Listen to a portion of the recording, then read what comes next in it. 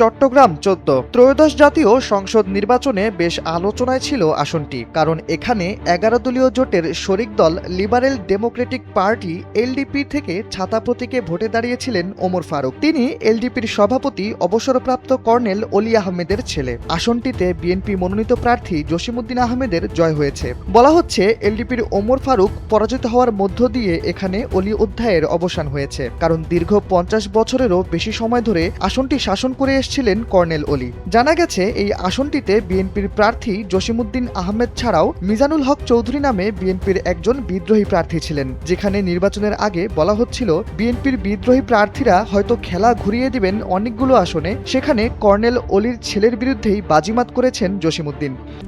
RICL TMX, যুগের পর যুগ স্থাপনা থাকে মজবুত।